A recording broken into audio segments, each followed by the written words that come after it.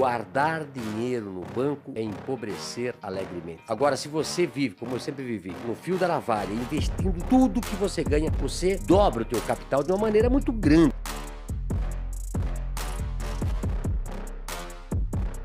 O Beto Carreiro Ouro dizia o seguinte: o mundo não deve nada para as pessoas normais. São os anormais que mudam o mundo. Eu sou um anormal. Eu nem gosto de dizer que eu sou fora da casinha. Para mim não existe nem a casinha. Então, de nascido numa família pobre, estudo numa escola lá da minha cidade, morava numa casa de madeira, na rua Florianópolis, na esquina com o Poço Fundo, perto da Maria Bonita, numa escola lá do estado. E desde o princípio me tornei um líder da escola, um líder do centro cívico, fui líder como presidente do Clube dos Estudantes Universitários de Brusque, montei com 12 anos uma cantina na minha escola e assim foi por dentro. Eu acho que quem faz sucesso, quem acredita em si, tem um livro que eu gosto muito, Os Originais, Adam Grant. Todo mundo que quiser ler bons livros, você muda a sua vida. E eles dizem o seguinte: os originais, aquele cara, aquele CDF, aquela pessoa muito, muito inteligente, que lê um livro e segue o livro, eu não sou o cara. Eu sou o cara que escreve um outro livro. Para mim, tudo que está naquele livro que eu não compactuo, eu vou tentar mudar. E aí as pessoas fazem a diferença. Então, eu sempre falo, eu não sou um cara inteligente. Tanto é que eu fiz 2 concursos públicos e não passei, graças a Deus. Se a pessoa tivesse passado. Eu fiz um concurso para Banco do Brasil, fiz um concurso na época pro INPS, quando eu tinha 18 anos de idade, rodei nos 2. Prova que eu não sou um cara inteligente, eu sou um cara esforçado. Nesse livro, Os Originais, ele fala: não tenha medo do ridículo.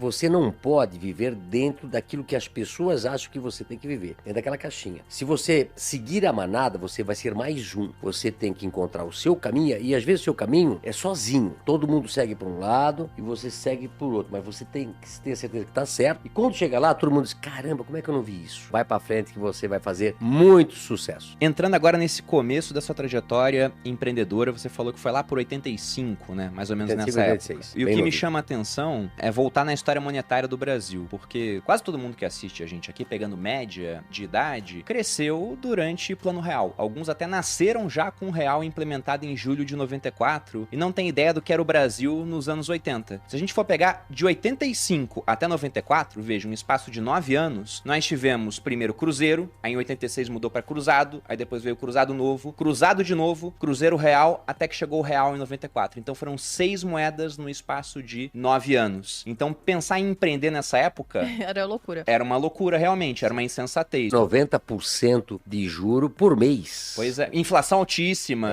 não tinha como você fazer uma inflação, conta direita. Uma loucura. Década de 90 teve confisco, teve muita coisa. Então pra começar a empreender tinha que ser um pouco maluco nessa época. Então como é que foi esse começo nessa época louca do Brasil? Eu comecei em 86 justamente com o plano do Sarney, que caçava o boi no pasto. Quando eu saio, a Van começou em junho de 86, e quando eu saio da empresa que eu trabalhava de operário, meu pai trabalhava de operário ainda, e hoje eu comprei essa fábrica, depois de agora faz 3 anos atrás, comprei a fábrica onde meus avós trabalharam, o pai trabalhou, nós trabalhamos. Então, naquela época de 86, quando eu comecei, eu saí da fábrica e não tinha produto para eu comprar para botar na loja. Imagina, você quer abrir um negócio, quer vender um negócio, vou vender água. Quando você abriu a loja de vender água, não tinha mais água para vender. E aí, de novo, saindo fora da casinha, não existia mais tecido, passo a visitar o Brasil todo, visitando as lojas de fábrica de tecido, e encontro ali um grande arsenal de tecido. Então, as fábricas não tinham o que vender, mas as lojas de fábrica estavam cheias de estoques. Pego um dinheiro emprestado do Banco do Brasil, compro carretas e carretas de tecido e explode de vender. Então, no início, a Van, ela vendia basicamente só tecido. Ela vendeu só tecidos até 1995. E outra coisa interessante, né? Aproveitar as oportunidades. Quando o Collor abriu o mercado mundial, em 1992, eu fui para a Coreia em 1993. E para ir para a Coreia em 1993 é como se fosse o homem para a lua. Imagina, Brasil fechado. O Collor abriu a economia, ninguém importava, ninguém exportava, mas não importava quase nada. Ir para Coreia, outro lado do mundo, eu fiquei lá uns 15 dias e também foi uma outra diferenciação na Van. E depois eu casei em 1995 com a André, eu sempre falo que foi um grande negócio, porque eu fui para África África do Sul e lá descobri, sentado lá no aeroporto, que vender copo, talheres, tudo que a Havan vende hoje seria um grande negócio, porque os preços na época na China era muito barato. Era centavos de dólar e aqui no Brasil valia 15, 20 reais qualquer coisa e lá custava 10, 15 centavos. Então deu um segundo salto que a Havan se tornou a revendedora dessas lojas de 99, a gente vendia para essas lojas. De novo, montamos a loja de departamento e cresceu nesse volume que a gente está crescendo a partir de 2009 em diante. De 2009 a 2015, a Havan crescia 50% ao ano. Saímos de um faturamento de 250 milhões para um faturamento de quase 5 bilhões em praticamente aí uns 7, 8 anos. Eu queria falar sobre as principais crises que você teve no meio do caminho. Uma curiosidade que eu tenho, por exemplo, sempre que eu falo com um empresário que empreende desde os anos 90, é a época do confisco do Collor. Porque muita gente quebrou, mas teve muita gente que prosperou porque, por exemplo, o cara tinha muito estoque e não tinha pouco dinheiro em conta bancária e de repente aquele estoque ele estava lá para ser vendido. Como é que foi para você esse confisco? Olha, eu tive muitas crises, mas você tem que ter a certeza que vai passar por ela, tem que ter confiança. Não só essa do confisco. O confisco foi o seguinte: quem tinha dinheiro no banco perdeu. Agora, quem tinha dívida para pagar duplicata, você poderia pagar as duplicatas. Podia tirar o dinheiro que tinha no banco para pagar as duplicatas. E no final a gente trocou as dívidas e pagou as duplicatas, trouxe mercadoria para dentro de casa e passou tranquilo. O ruim é quem vendeu um apartamento, vendeu sua casa, deixou o dinheiro no banco e perdeu. Mas quem tinha dívida, nós trocamos dívida por duplicata e a gente se virou. Mas quero dizer para você... Então você foi pouco afetado no final das contas. Pouco, praticamente nada, né? Quero dizer para você que toda a crise são as grandes oportunidades de você mudar a sua empresa. Eu adoro uma crise. Quanto pior, melhor. É verdade, já tive crise assim de reestruturar a empresa toda. Se você tá andando para frente, anda para trás. Se você tá andando para um lado, anda para o lado de cada um. Se você anda para cá, anda para cá. Mas você muda a empresa toda e no final a Havan sempre saiu das crises muito mais forte do que entrou. Eu falo sempre que as crises que vieram, a Havan é uma empresa rica de um dono pobre. O velho da Havan investe tudo na Havan.